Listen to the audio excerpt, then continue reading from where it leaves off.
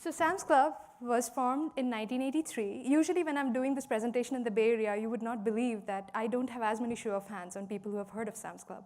Like, Sam's Club, is it part of Walmart? I was like, yeah, Sam Walton, Sam's Club, yeah, so there's a connection.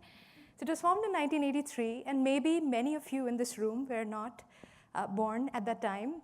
I was very little, when Sam's Club was formed. And since then, we have, if you add all our primary members, all our add-on members, our complementary members, we have a pretty large member base and growing. And the reason why I call it the biggest little startup within Walmart is because I have worked at Walmart.com, I've worked at SamsClub.com, I've worked for Walmart Canada. And ever since I joined Sam's Club as head of product for desktop originally, I just saw that at Sam's Club we kept trying things. Now, did we necessarily try the right things for the right reasons? And how we worked then and how we work now, has that changed? Absolutely. But the pace at which change happens and the pace at which growth happens within Sam's Club has actually been pretty phenomenal, and which is what excites me and keeps me at Sam's Club. And we are the pioneers of multi-channel innovation within Walmart and within many retailers, actually. And I'll talk about some of these products. You will see a theme here. So this is our club pickup check-in kiosk, which actually helps our members save time. When they order online and come into the store, we are trying to make sure they don't have to wait for too long. It's also available via mobile. Scan and Go is an amazing product. We actually have Karen sitting here. Maybe many of you have used it. It's 5-star rated app. Our customers love it. Again, there's a theme here. It saves time. This is a cafe kiosk. How many of you love going to Costco or Sam's Club and just eating at the cafe? You may not love it, but you do it. I saw one hand. Come on, guys. Or maybe your parents love doing that. I see it's almost like a family event for people. They go into their local Sam's Club or to Costco, and they're eating the giant pizza and the Coke. And yet there are usually these long lines, with moms in carts, crying babies. And we tried to figure out, could we just put a simple kiosk in there just to provide self-service and ease the poor, harried workers or the customers standing in line? And when you member treasure hunt, it saves actually the hassle of trying to figure out what's in your club. And again, this is an amazing product I'll talk about very soon. And as a result of it, I think as product people, we always look for results. Sam's was actually given the award of 2017 IIT Retailer Innovation Award, because it is one of those few big retailers that's constantly trying to innovate. So I'm very humbled and flattered. I do need to give a shout out to Women in Product. It's the group that I'm representing today, and Karen and Helen, who have come with me from the Bay Area. It's a nonprofit organization. Manny, who's the executive director of that group, couldn't be here today. So we are a bunch of product managers, very passionate. We happen to be women. And we have been representing women in product in a lot of these groups. So thank you, Amplitude, for giving me a chance to talk about what I'm so passionate about. So we innovate and transform at a billion-dollar scale, and how do we do that? And the story is very, very similar to what actually Sandhya talked about and Sam talked about. But as I said, I'll come at it from how do we do it at a big company. I thought this image was pretty cute, with giant Walmart and us, the little kids within Walmart looking at it, innocently and yet making it all happen. So this is an eye chart. I promise I won't go through this whole thing, but I have been at Walmart for 11 years now. And people keep saying this is not common in the Bay Area. How do you stick around? It's because within that company, it has felt to me like I've gone through a lifetime of transformation. So I'll start with a little story. I was one of the happening PMs within Walmart. Everybody came to me with the most difficult problems. I used to manage supply chain for Walmart.com.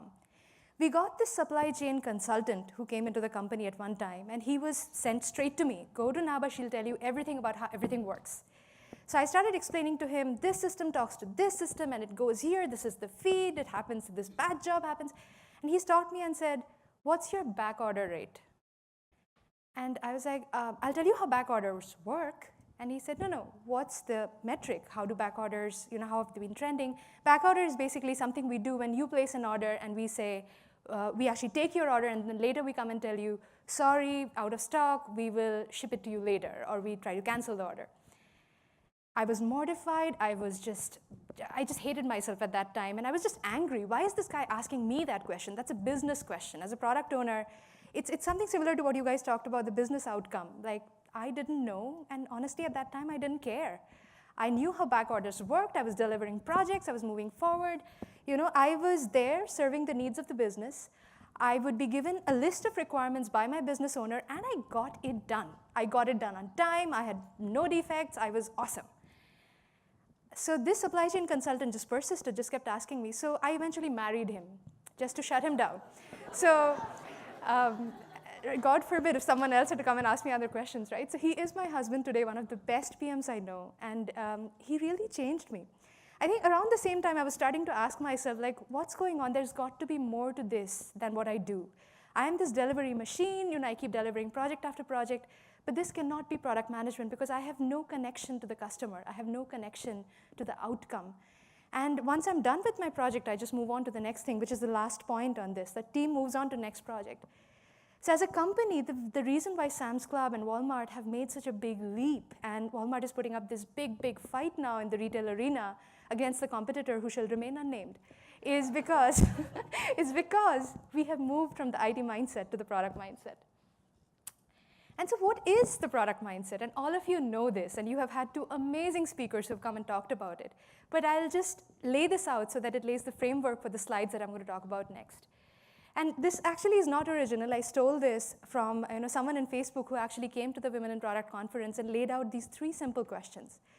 So in any company, typically, we start off with, how much do we want to increase revenue by? How much do we want to save bottom line costs? How much do we want to increase membership renewal by? And that's important, but that's not the way you should really frame your product mindset or your roadmap. You should really start by asking, what are the people problems we are trying to solve? Because there is a business team who has access to the budget, has access to the levers we can pull. Should we offer free shipping or should we not? But as a product owner, what you control is the people problems. This is actually 2 questions, but because I wanted to put not more than 3 bullet points on a slide, I mushed them into one. You first ask, what is a people problem we are trying to solve? And then you figure out, is it a real people problem? And that you find that out by asking your customers. And we will talk about that in a little bit. And then once you have actually been good enough to come up with these real people problems, and mind you, there are so many problems to solve. As product managers, our biggest job is, which problems should we solve first? Which are the most important problems? And that's where we use data.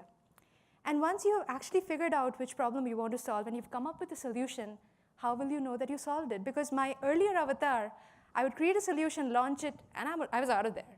And if it bombed, if it didn't work, that was the business person's problem. They didn't know what the hell they were asking for.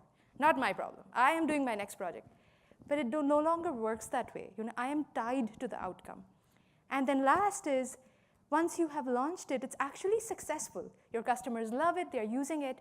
You are not done. You are kind of, that's why I guess the product manager profession, that's why it's, product is the new GM, because you stick with it. You keep learning from it, because once you have solved one problem, sometimes another problem comes up. Or something works, but a fraction of users don't love it, and there's something going on, so you keep learning and iterating. So I'll get off my soapbox, and I will actually walk you through some examples. So what were some of our real people problems?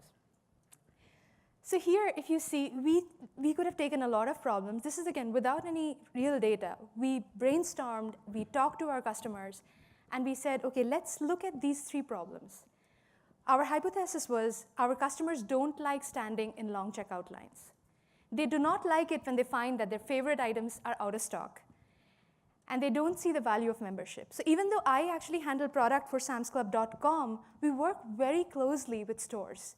And we offer the digital solutions that our store uses. And Sam's has been really big in offering digital innovation to in-store situations. So with these things, we kind of said, if these are the problems, let's find out if these are real people problems. And then we made some theories. Their customers don't like standing in long checkout lines. They need other options. They do not like finding their favorite items out of stock. Could we do something to help them with that? And then if they don't see the value of membership, can we help them find the value of membership? So the problem number 1, how do we now take that problem statement that we had and find out, is it a real people problem? So NPS, great metric. We took a look at it, and as you might have guessed, this was one of the biggest NPS driver, that standing in long checkout lines, on an average, we learned people spend at least 12 minutes, sometimes, unfortunately, more than that. And in the weekends, this was a severely bad problem.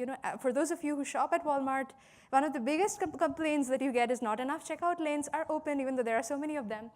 So as product owners, we could have said, let's just create more checkout lanes. Let's just put more cashiers in there. But we really needed to think out of the box. So what we did was, we came up with a solution called Scan and Go. Now, I'm showing you the final product here, but this went through iteration after iteration. And the picture of these two guys, these were the two developers who did it. They actually created it all by themselves. They stood for hours in Sam's Clubs, looked at customer behavior, created these really simple prototypes, a hacky app in the beginning. And then ultimately, we saw that we could eliminate checkout lines. And then, this is the framework I'm going to use. What was the problem? What was the outcome, the results? And then what did we do? So the metrics that we said we are going to measure right at the beginning was we would look at adoption. Like Sandhya as well as Sam said, you cannot just look at vanity metrics. We just didn't see how many people used it, because I could have given a marketing person lots of dollars and said, just go make everyone download the app.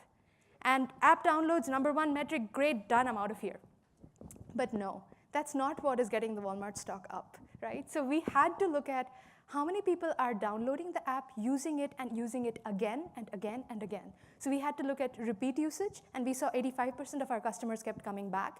And we saw that people who were not even using digital ever were using digital for the first time because of Scan and Go. And then obviously the App Store rating was just phenomenal. But then we didn't stop there.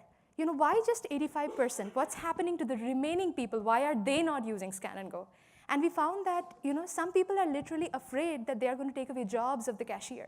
So there is an emotional thing going on over there. And some people simply forget to use it. And then some people are struggling with creating an account, because we do make people create an account at the start. So we said, can we just have them skip that and just do a guest checkout? Something as simple as that, but we launched it, and we are seeing a huge uptick in the members who were not using Scan and Go. We also saw fraud. Fraud went up, obviously, in the beginning. So we solved for that. And then the platform that was built by the founders, those two guys, did not scale. That's another problem, that when your product is too popular, that's what happens too, that the platform was crashing. And that's not OK. Remember what happened to MySpace? Or I can't even remember. But there was some social platform before Facebook which just died because of that. Friendster, there you go, thank you. That was the pop quiz, I was just testing you. So, because I was not around when Friendster was going on, So, that's basically the story here. So this is a huge success story. Now, no product story is complete unless I talk about a failure, right? So this was the second problem. I kind of spoiled the surprise by saying this was a failure, but you will see where we took a leap of faith, and it did not quite work out. So our theory was customers do not like finding their items out of stock. So is this a real problem? It absolutely is a real problem, because we saw that the feedback that was coming from the NPS reports that we get from our store was that 1 in 4 customers couldn't find an item that they were looking for in their basket. And the NPS score specifically for out of stock was actually 10 points lower than the regular store shopping NPS. So with that, what we did is we kind of took a leap. We said, there are things you could do to make things more in stock. You could put better inventory monitoring. You could actually have better associates helping customers. You could replenish more often. But like Scan and Go, we thought, maybe if something is out of stock in the store, we can actually create a kiosk where people can order that online and get it shipped to them. So great theory, right? So we got some good feedback. People said, this is so easy, my grandma could use it. I didn't know samsclub.com had all of this, because one of the theories we had was that the Sam's Club customer, again, you have to keep in mind, like many of the people in this room have a master's degree, they earn more than $100,000 a year, but the average Sam's shopper, has barely a high school degree. So anyway, long story short, we had a bunch of problems. People couldn't search what they were looking for, and the main issue was they were looking for items in the store, and they were not interested in ordering that online. So, we saw some of the metrics of weekly sessions. We looked at conversion. It was simply not meeting the goals. So we decided that, we iterated. We created a whole bunch of iterations, and we found that product market fit was not achieved. We are not done solving the problem, because it is a real problem. But because iteration doesn't mean keep iterating on the same solution over and over. You sometimes have to pivot and try something completely different. So in spite of the fact that as a big company, we had invested in this, our executives loved this idea, we stopped and we are pivoting and we are trying something else now. And maybe in the next presentation, I'll talk to you about it. And this is the last one, which is people don't see the value of membership. And what we did was we looked at people who typically don't renew with us. And what we found is they do not buy fresh, they buy fewer categories, and they have low awareness. And then what we did was something very interesting. We got a behavior scientist. It's almost like you observe really good students in class, and you see that the people who are really good, they sleep early, they eat their vegetables, they drink milk, and then you see if I can take some of the brand new students who are enrolling, if I can make them sleep early, eat their vegetables, drink milk, would they behave like the other students?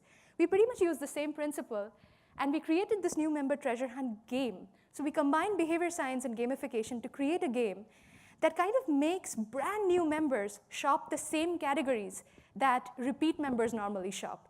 And we made them kind of go through, we created a game that incentivized them to go around the club, discover new products, and ultimately, the thing that always works, we gave free ice cream in the end. And so we saw, obviously, that these were the metrics that we were tracking. Again, not just people who played the game, but how often did they play? Because this was going to have an impact on first-year renewal. So we didn't wait for the full year to see if renewal numbers went up. We looked at these granular metrics, like did they shop more often? Did they buy more with us? And all those metrics were up. So ultimately, we didn't stop there. We kept iterating till we got a product that our customers loved and played with. And it's not just customers, it's even the store associates who had to love it. So we are doing more changes now so that it becomes a part of the habit formation of, if you guys have read Neerayal's book, Hooked, we are kind of using some of those principles over here. So this is my last slide. In conclusion, we can now operate faster with greater impact and improved technology ROI. We are continuing to operate as a startup within Walmart, and we are applying this not only to software, we are applying this to HR, we are applying this to operations, we are applying this to merchandise, the product mindset literally everywhere, which is helping us as a big company just move faster and iterate over and over again. Thank you so much.